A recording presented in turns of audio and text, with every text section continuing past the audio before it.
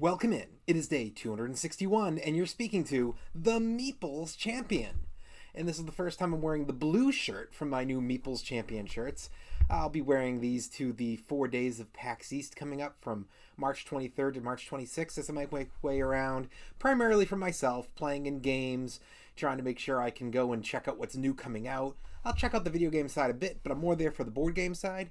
And hopefully I'm going to be able to pull out my camera, get some shots, interview some people who have cool costumes, get to show off some new games that I find that aren't available to the public or aren't widely available yet, and maybe even get a playthrough or two in.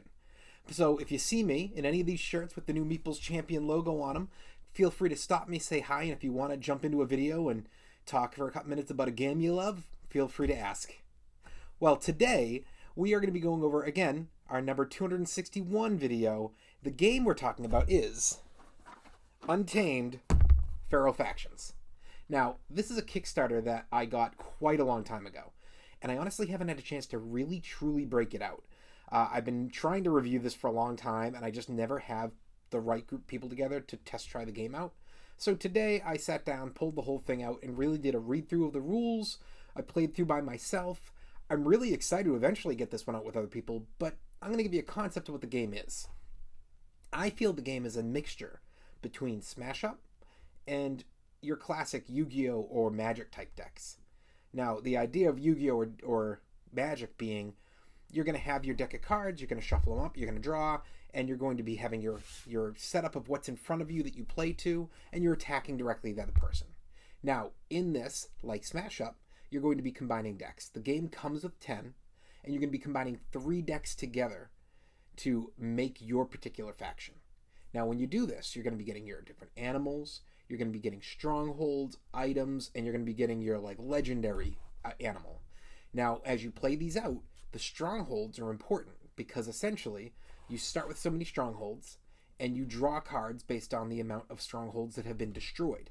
So you get a better draw as you're getting strongholds destroyed. However, the setup is that you play this game out back and forth, not trying to destroy life points, not trying to kill somebody specifically.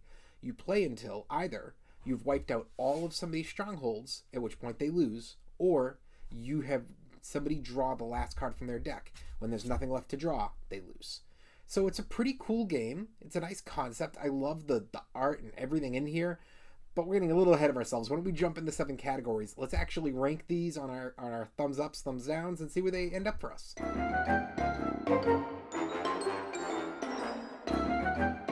When it comes to that art, it's what drew me to the game. I love this box. I love the art on the cards. It's really top-notch and unique art to me.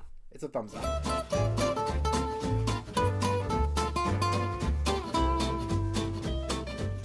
Your components. Primarily it's cards. It's probably 98% cards in here.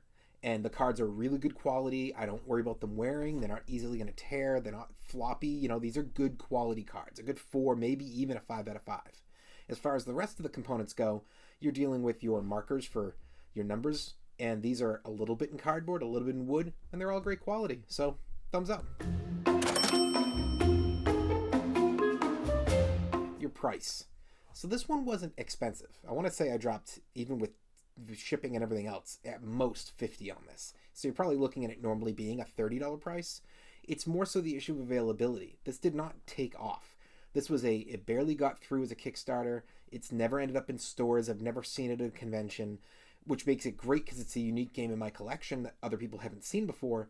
But when it comes to me recommending to you, it's not one that's going to be easily found. So you're going to most likely have to pay for somebody who got this off the Kickstarter, which the likelihood is that's going to be a markup, not a markdown. When it's a rare game, that's just how it goes. It's a very fun game, but for rare, and having to pay probably more than $50 for this, that's way too much for a game that, while I'm really intrigued by it, I'd never have the chance to get this to the table. It's a hard one to get down. So I have to say thumbs down on that price. Your difficulty. It's very straightforward. I don't feel like it's going to be so easy that an experienced player can't enjoy it. Even an expert could at least play a few rounds of this and probably have some fun. But I don't think it's so hard that you can't have a beginner jump in. Even a kid. I think that this is for all ranges.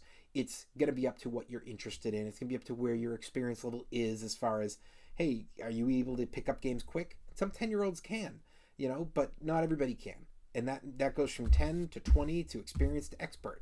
An expert might be an expert who still takes forever to get there because they take a long time to master a game, but they're great at the games they've mastered.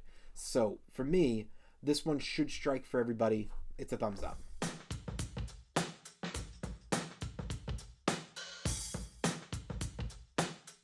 Replayability. The game isn't going to take very long. The concept of the game is quite simple. I mean, you only have a few strongholds in the deck. So if you're playing this out and you're trying to wipe out a stronghold, that shouldn't take that long. Maybe 30 minutes this game could take. I think on the box officially 20 to 30. So this is a fast game. So I think it's a multiple times in a day game. But the likelihood of getting this down is it's going to take a little bit of time between plays. So you're only looking at replayability on the same day. I don't think this is going to be played more than, once every few months. But when it is played, it's played a bunch. Thumbs up.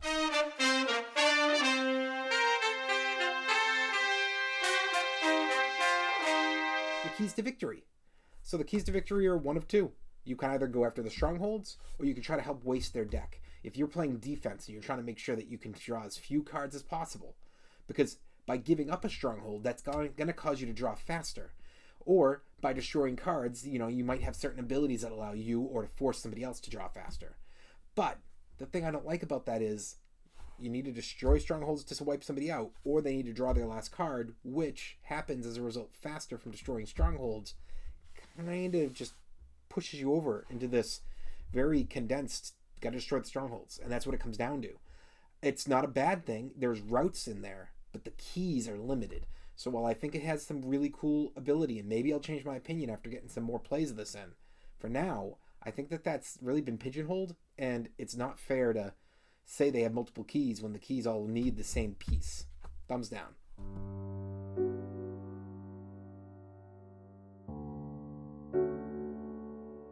Is the game unique?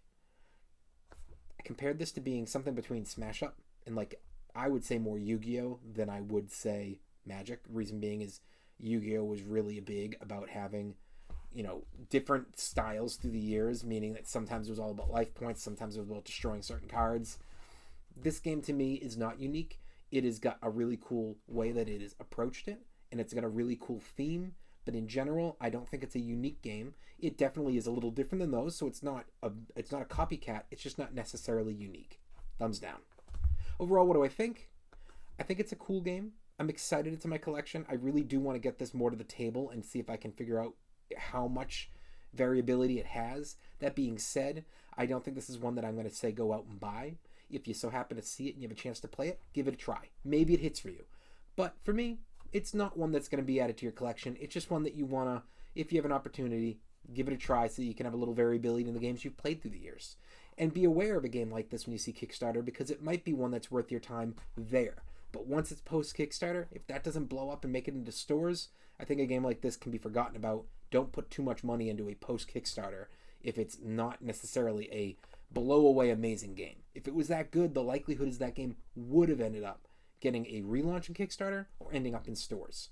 Even Cthulhu Wars, which never ended up really in stores, got a relaunch at one point.